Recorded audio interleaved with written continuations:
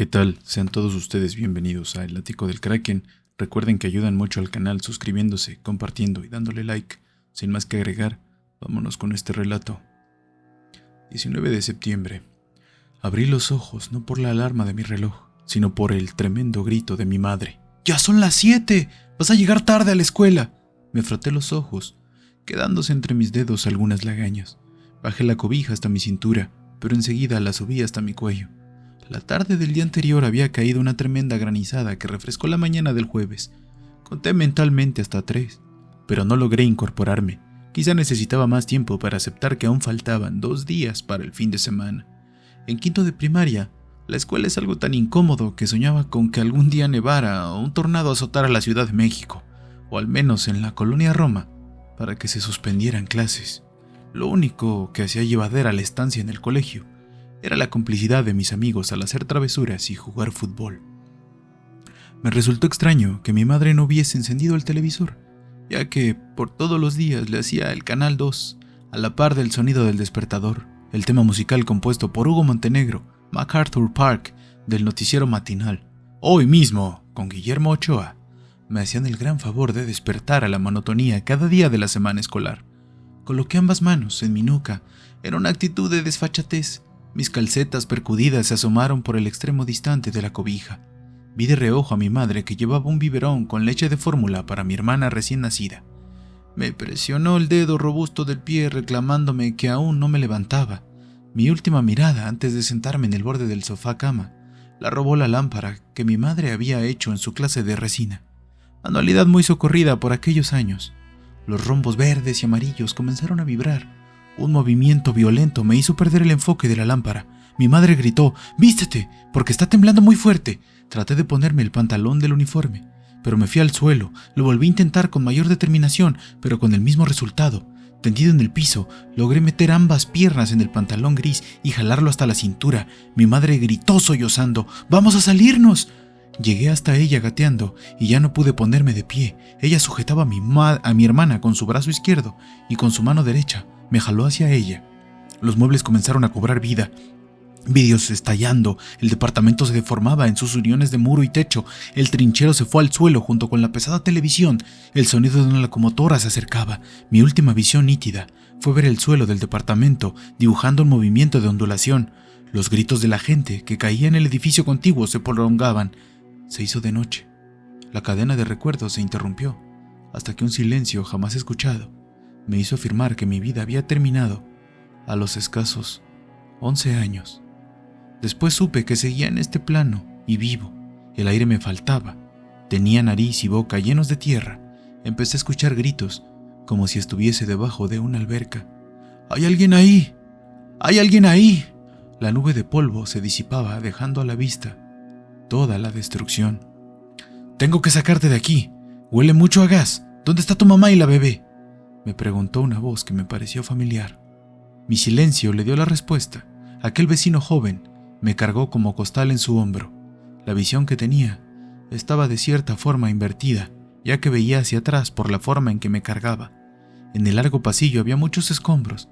El color de las losetas había quedado oculto por el gris cemento pulverizado del edificio. Un grito desgarrador hizo que el apresurado andar de mi salvador se detuviera. Levanté la cabeza un poco para divisar quién gritaba. Un hombre en calzoncillos, cubierto en su totalidad de polvo y sangre, levantaba la mano. Lo dejé de ver porque quien me cargaba caminó hacia él. Al acercarse, me bajó de su hombro y me sujetó la mano. «Es él», pensé, el señor que vivía en el edificio contiguo a nuestra vecindad y que cada tarde lo veíamos llegar vestido de traje y corbata del trabajo, saludándonos con su bolsa de pan de la Gazette. No sabía su nombre, pero no tenía dudas. Era él. Le pidió a mi vecino que lo despertara de aquella pesadilla. «Venga con nosotros, aquí es muy inseguro, huele mucho a gas y todo esto puede caerse en cualquier momento», le dijo mi vecino, casi ordenándole. «Pero, ¿y mi familia? ¿Dónde está mi familia? Se lo suplico, despiérteme por favor», imploró de nueva cuenta aquella silueta hecha de cemento. «Salga por favor, señor, no se puede quedar aquí», dijo al momento que me volvía a cargar en su hombro. El hombre nos siguió y pude apreciar que sus pies sangraban. Su cabeza tenía heridas, al igual que sus brazos y piernas. La sangre se secaba por tanto polvo que lo cubría. Sus ojos desorbitados me dieron mucho miedo. Al salir en la calle, lo perdí de vista porque se echó a correr hacia la esquina de las calles de Monterrey y Coahuila, misma que ya había desaparecido. El edificio de 10 pisos, la trapalería y una juguetería que por años formaron parte de mis imágenes cotidianas, ya no estaban. Ahora solo era una montaña de escombros sin forma. «De aquí no te muevas, voy a buscar a tu mamá y a tu hermana». Me quedé de pie. No podía moverme.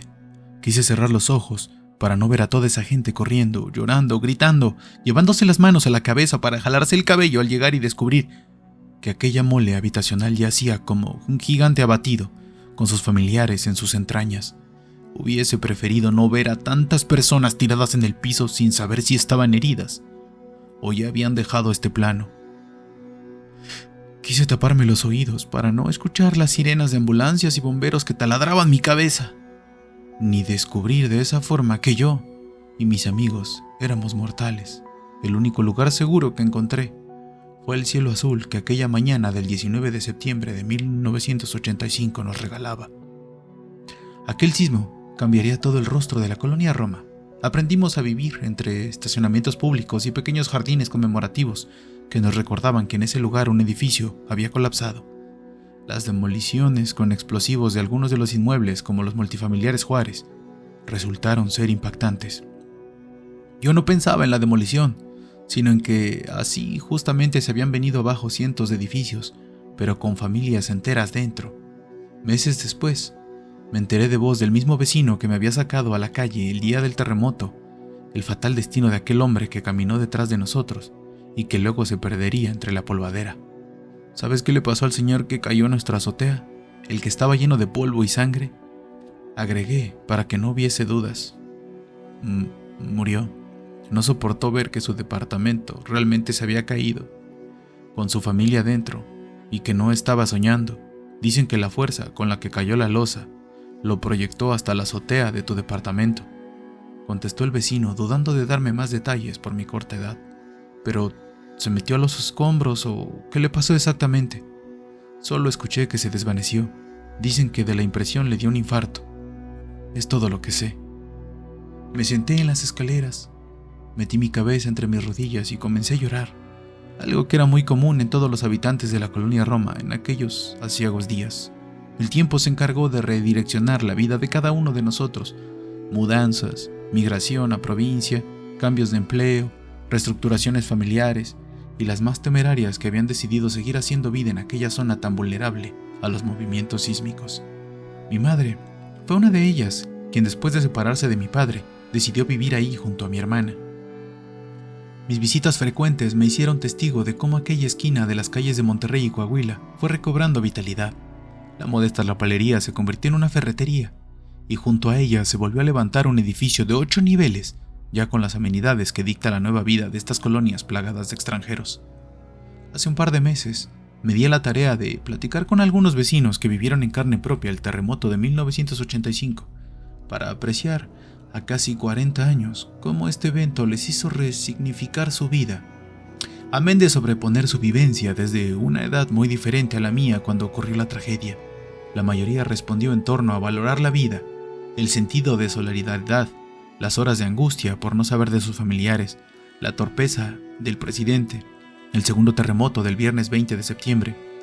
Pero lo que atrapó mi intención sobremanera fue el testimonio de Elena, ya que en un punto confluyó con lo que yo viví y que no tiene explicación racional. Ella se recargó en el barandal de las escaleras. Después de 10 minutos de plática superficial, llegamos al punto neurálgico y nos sentamos en las escaleras.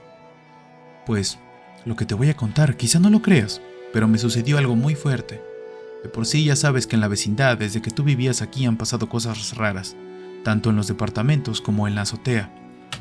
Sí, asentí interesado, con la cabeza ansioso por escuchar su historia. ¿Recuerdas que hace unos meses hizo un calor de los 1000 demonios? Bueno, pues agarré la costumbre de subir a tender ya en la noche, porque en el día era insoportable. Hacía tanto calor que por la mañana la ropa amanecía seca. Ese día, creo que era lunes, subí sola. Llevaba 2 cubetas de ropa, las dejé junto a mi tendedero y bajé por la cubetita de las pinzas y mi celular, regresando justo cuando iba a la mitad de la escalera, esa, la que está enfrente al departamento de tu mamá. Sentí como una mirada, Hasta pensé que era tu mami que me estaba hablando o algo así. Me detuve, pero su ventana y puerta estaban cerradas, así que seguí subiendo. Volví a sentir una mirada, pero ya de la azotea, y como que algo se movió. Pensé que era alguien de la privada que había subido mientras yo había bajado por las pinzas, así que subí confiada. Grité, «¡Buenas noches!», pero nadie me contestó. Hasta me puse la mano en la cara para taparme la luz del edificio que está junto y no me deslumbrara para ver bien. Total, me fui hacia mi tendedero, puse música para relajarme y empecé a tender. Escuché pisadas. Se me hizo raro porque no oí que alguien subiera por las escaleras metálicas. Ya ves que son bien ruidosas. No quise voltear para no sugestionarme, porque sí me dio miedo. Yo seguí tendiendo, pero apagué el celular. Me apuré a tender porque me sentía inquieta. Me di la vuelta para darle la espalda a los lavaderos y estar más tranquila, viendo hacia las escaleras, y fue cuando vi que algo grande se movió entre los tinacos, como una persona, pero fue del otro lado de los departamentos, justo arriba del de tu mamá. No pude ver bien, pero era como silueta de persona, sombra o un objeto. Pregunté de manera torpe. No, espérate que falta lo peor. Tuve que tomar mi celular y la cubetita de pinzas, y al voltear, que veo una persona parada cerca de las escaleras. Me dio tanto miedo que no supe qué hacer. No me podía mover. Me temblaba la quijada y las piernas las sentía de alambre. La persona estaba parada y me estaba viendo. No me quitaba la vista de encima. Empecé a rezar con toda mi fuerza. Quise gritarle a alguna de mis hermanas o hermanos, pero no me salía la voz. Traté de gritarle a tu mamá para que subiera, pero no pude. Mi garganta estaba cerrada. La persona empezó a dar pasitos hacia mí. Conforme se iba acercando iba distinguiendo más detalles. Era un señor ya maduro, pero muy raro, porque estaba en calzoncillos, descalzo y lleno de tierra, como si lo hubiesen echado a un costal de harina. Di 2 pasos hacia atrás, pensando que era alguien de carne y hueso que quería hacerme algo. Volví a decir en voz alta, «Buenas noches, ¿qué se le ofrece?». Su respuesta fue ladear su cabeza. Sus manos las tenía en la parte delantera de su cuerpo, justo a la altura de su cintura, como cuando regañan a alguien. Me dio pánico cuando inclinaba su cabeza hacia el otro lado, como si me estuviese analizando. Empecé a rezar con mayor devoción. Dejé todo ahí botado. Lo que no podía soportar era pensar que para bajar tenía que ir hacia las escaleras, justo donde estaba este señor. Caminé hacia él, guardando la mayor distancia que pude. Me iba siguiendo con la mirada, pero giraba el cuello muy feo, como temblando. Al tenderlo como a 2 metros, tuve la energía para caminar más rápido. Me agarré del barandal de la escalera y al voltearlo a ver, el señor se fue desvaneciendo. Empecé a llorar y bajé las escaleras, sentada, porque me sentía muy mareada, con ganas de vomitar y llena de pánico. Al llegar al primer escalón grité y empezaron a salir los vecinos. No les podía explicar porque mi garganta estaba paralizada. Me enfermé del estómago, me dio fiebre. Te juro que jamás volveré a ir a la azotea de noche. ¿Qué te dijeron tus hermanos? Ya sabes cómo son. Se burlaron. Un día Jorge hasta subió solo de noche, se fumó 3 cigarros y se bebió toda una Coca-Cola.